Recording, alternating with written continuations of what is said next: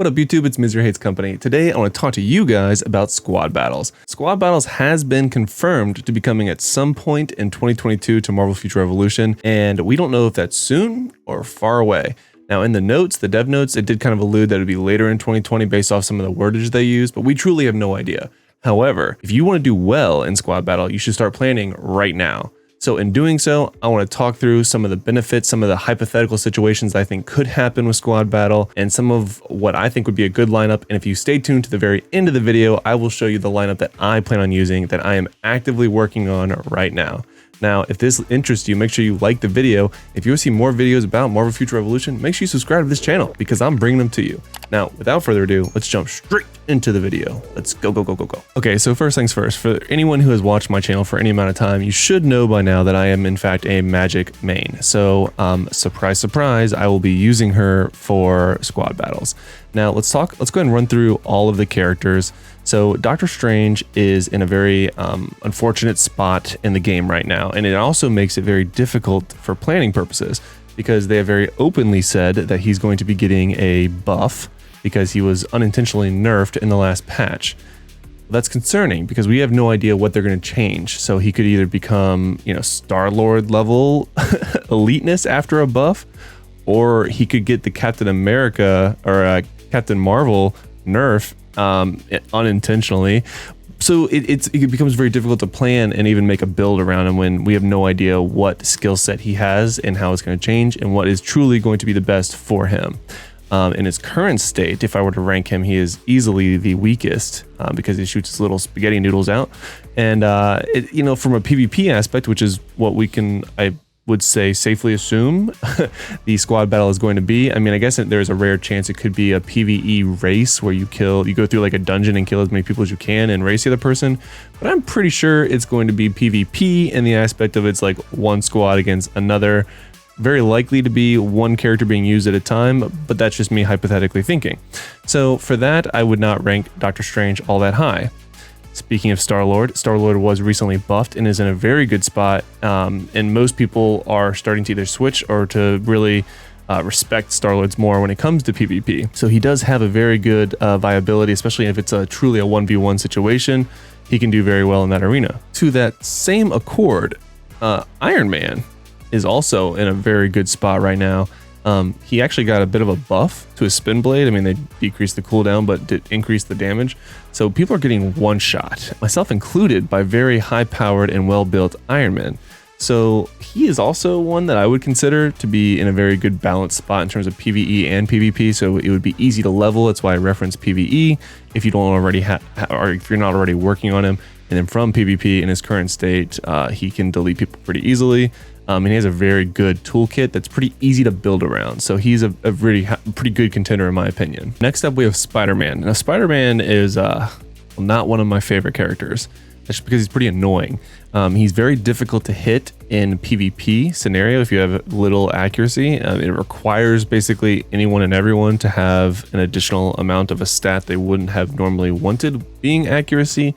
So for that reason, I'm not the biggest fan of Spider-Man, but I know a lot of people are, and he is very, very good in a 1v1 situation and typically does well in dimension duels. So for that reason, he would also be one that I would strongly recommend considering for your squad. When it comes to Black Widow, she is a PvP queen. Having the ability to go invisible with her ultimate and then just blow people up when you get out of it is truly incredible and very good in most scenarios for PvP, but especially in a 1v1 if that is in fact how this squad battle works out.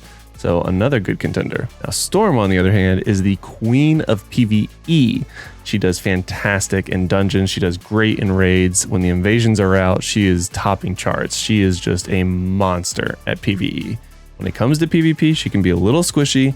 There's a couple builds that make her viable, but even still, I don't think she's ultimately the best choice in PvP, especially in a 1v1 situation. She could be viable in Omega War, where you have the ability of kind of dodging back and forth and standing like in the back lines and then only approaching or moving forward when the opportune time is present. So she is possibly an option for some. Captain Marvel is in a pretty interesting spot. When it comes to PvP, I don't see a lot of really good ones personally. I am sure there is going to be at least one Captain Marvel in my comments that tells me that they are God tier, and I'm happy for you. I'm just saying from my experience, I don't see a lot of really good ones. So, but she just got adjusted, and I think a lot of people, the reason we're not seeing a lot of them is that Captain Marvel, her whole toolkit changed. I think people are trying to find what the new meta is for her. So this could change pretty dramatically in the coming months or weeks before Squad Battle comes out. So keep an eye on her, and if you main her, try to find what is the new best meta is and share it with the community, because I certainly have not found a good build to even make a video about her yet that I think would be viable and help my community. And then last but not least, we have Captain America. Again, similar to Doctor Strange, we've already know for sure he is going to be getting a buff or some type of rework. There's a survey out now where you can take and give your opinion on the matter, but we don't know what's going to happen to him. He is a huge tank and can be very difficult to kill. He has some pretty decent CC or crowd control ability and pretty high guard break.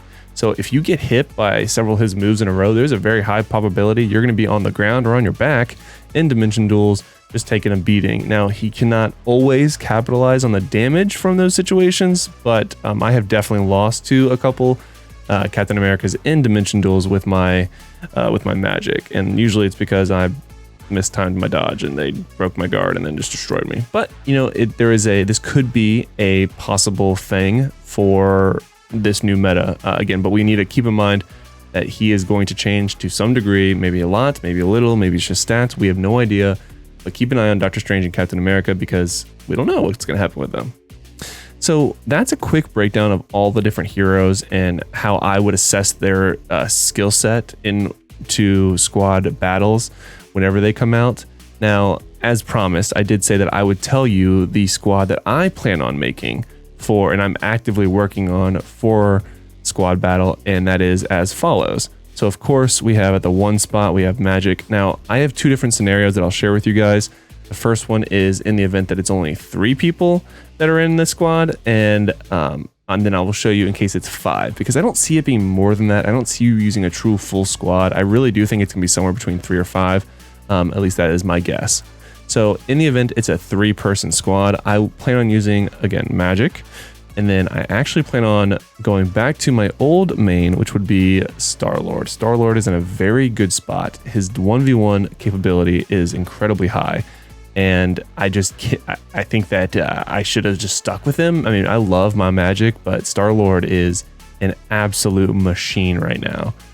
Overdue, because he was well underperforming for the longest time.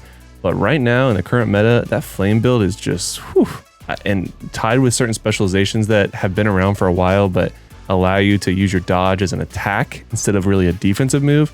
You can build out Star-Lord to do crazy damage, and I know a lot of you know that, and you've seen that. You saw that in my PvE tier list, but he is awesome in PvP as well. So Star-Lord would be my number 2 that I plan on working on. Of the recording of this video, it is Sunday, getting ready to be reset. I plan on leveling up my Doctor Strange to max level just to help make gold farming all that much faster. That is literally the only reason, or maybe I'm sleeping on him and he'll get a nice buff and I'll want to use him.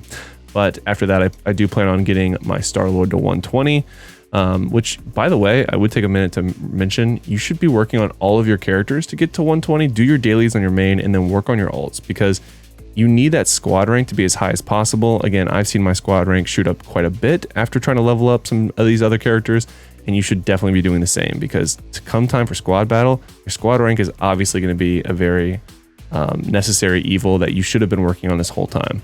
So again, my number 2 is Star-Lord. My number 3, again, it does depend on the type of gameplay it is, but if it is a true 1v1, and then once one hero is down, you can move on to your second one, and so on and so forth. My 3rd in that case would be Iron Man. Iron Man is just a very well balanced character, or hero if you will, that his spin blade build can just delete people, and even without it, if you saw my Iron Man build, I'll put a card up at the top, but he also does some pretty crazy damage with some low cooldown, low cost skills that can really make him last a long time and do a lot of consistent damage over time with his toolkit. So for that reason, he would actually round out my 3rd spot in if it is truly 3v3. Now, in the event it's 5v5, that's where I have a couple question marks, but again, I will share who I plan on working on. So it's kind of in order as you will for right now. So Magic, Star-Lord, Iron Man, and then Doctor Strange for overnight farming. When you get to some of the later ones, there's one in particular that is pretty easy for my 4th slot. It would actually be Dark Widow. I love Dark Widow. I love how she plays. And like I said earlier, she can just delete people in PvP. So I would probably make her my 4th. For my 5th slot, I might actually go ahead and pick up Spider-Man. But at the same time, I would also hold this spot to see what happens with Doctor Strange and Captain America. Like I said, Storm is just in a spot where I don't see her being all that viable in a 1v1 situation for PvP. So I don't think she would be the play there. And then Captain Marvel, again, maybe she's a question mark like the other two, but in her current state, I'm not interested in that play style. That doesn't work with me. So that would not be a character I would pursue. But so like I said, the 5th spot would currently be Spider-Man, but I would be holding off to see what the other two being Captain America and Doctor Strange and how their buffs play out. Now, if you found this video especially helpful, make sure you liked it and you subscribe to this channel because I'm bringing you all the content as it comes out. And Squad Battles is coming. It is confirmed at a certain point, and I'm going to be giving you the best builds for all the characters so that you can build your perfect squad as soon as possible. Now, speaking of the perfect builds, if you haven't already, check out my Spider-Man build in this video right here, right now, because I did all the research that you don't have to do so that I could give you everything you need in one video for Spider-Man. So check this out right now.